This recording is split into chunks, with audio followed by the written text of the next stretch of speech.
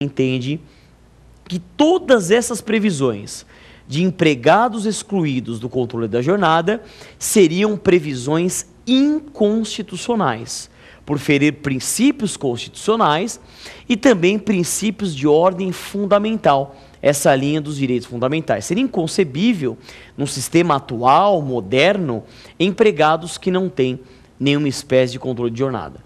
Mas você, que vai prestar a prova, adote realmente esse entendimento de que os empregados domésticos, eles são excluídos do controle de jornada. Outra categoria de empregados excluídos do controle de jornada são aqueles empregados que desenvolvem atividade externa incompatível com a fixação da jornada. É a previsão do artigo 62, inciso 1 da CLT. Empregados que exercem atividade externa incompatível com a fixação da jornada. Perceba que nós temos dois requisitos implícitos. Não basta que o empregado desenvolva atividade externa. Tem que ser uma atividade externa incompatível com a fixação da jornada. E essa condição deverá ser anotada tanto na carteira de trabalho quanto no livro de registro de empregados. Já caiu em prova o seguinte questionamento. Um vendedor que trabalhava externamente, mas ele aparecia ao início e ao término da jornada na empresa, ele pegava o itinerário no começo da jornada e depois apresentava o que ele acabou cumprindo ao final do expediente. Perceba que, embora ele exerça uma atividade externa, ele tem sim um controle de jornada.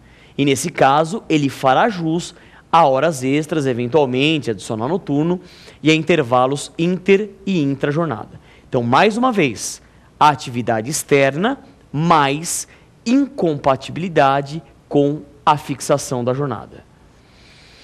Nessa linha de raciocínio, nós temos uma discussão muito interessante na área trabalhista, que é a questão do tacógrafo. Se o tacógrafo ele pode ser utilizado como meio de controle da jornada. Vamos lembrar disso? Para quem não sabe, o tacógrafo ele está presente em ônibus e caminhões para controle de velocidade e também controle de distância. Então, alguns caminhoneiros, alguns motoristas, por desenvolverem atividade externa, e a gente sabe que por cálculos físicos, tendo velocidade e tendo distância, você acaba calculando o tempo. Eles acabaram ingressando com reclamação trabalhista, pleiteando o pagamento de horas extraordinárias com base em tacógrafo, acostando aos autos aquela documentação, aquele registro lá feito nesse tacógrafo. E o TST acabou se posicionando sobre o assunto, editando a OJ 332 da SDI 1 do TST. Esta OJ 332 da SDI 1 do TST prevê que o tacógrafo por si só, sem outros elementos de prova, não serve para controle de jornada. Ele até pode trazer o tacógrafo, mas eu tenho que ter o tacógrafo e outros elementos de prova. Tudo bem? E por fim, como terceira e última categoria de empregados excluídos do controle da jornada, temos os gerentes ou os empregados que exercem cargos de confiança, cargos de gestão, equiparados a eles, os diretores e chefes de departamento ou filial. Vale aqui a dica. Os empregados que desenvolvem função de confiança, cargo de confiança, eles realmente representam exceções de proteção, porque representam o braço direito do empregador e dessa forma também são empregados excluídos do controle da jornada. Só que tem um detalhe. Para que esse empregado seja excluído do controle da jornada, não basta que ele exerça um cargo de confiança, um cargo de gestão. Ele tem que ganhar uma gratificação de função igual ou superior a 40%. Ele ganhando uma gratificação de função igual ou superior a 40%, aí sim será um empregado excluído do controle da jornada. Então, repassando para não ficar nenhuma dúvida, quais são as três espécies de empregados excluídos do controle da jornada? Empregados domésticos, empregados que exercem atividade externa incompatível com a fixação da jornada e empregados que exercem cargo de confiança, função de confiança e ganham gratificação de função igual ou superior a 40%. É isso, pessoal. Com isso terminamos o nosso bloco 1, analisando aspectos atuais e polêmicos de jornada de trabalho. Não vai embora não. Segura um pouquinho que o nosso próximo bloco é o bloco Pergunte ao Professor. Até daqui a pouquinho.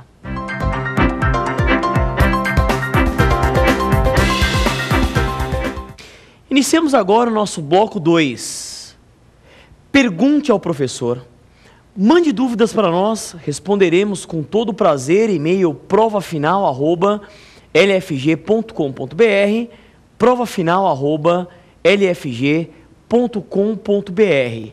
Nesse bloco responderemos dúvidas sobre o tema do dia, o que abordamos no nosso bloco 1. Vamos às questões? Primeira questão, primeira pergunta. Professor, fale sobre as regras do trabalho noturno. Olha, o trabalho noturno é, sem dúvida, um dos grandes temas do grande bloco jornada de trabalho. Sempre houve uma preocupação com o trabalho noturno. Isto é científico, está cientificamente comprovado que trabalhar à noite é mais desgastante. Realmente isso fere a proteção ao organismo do empregado.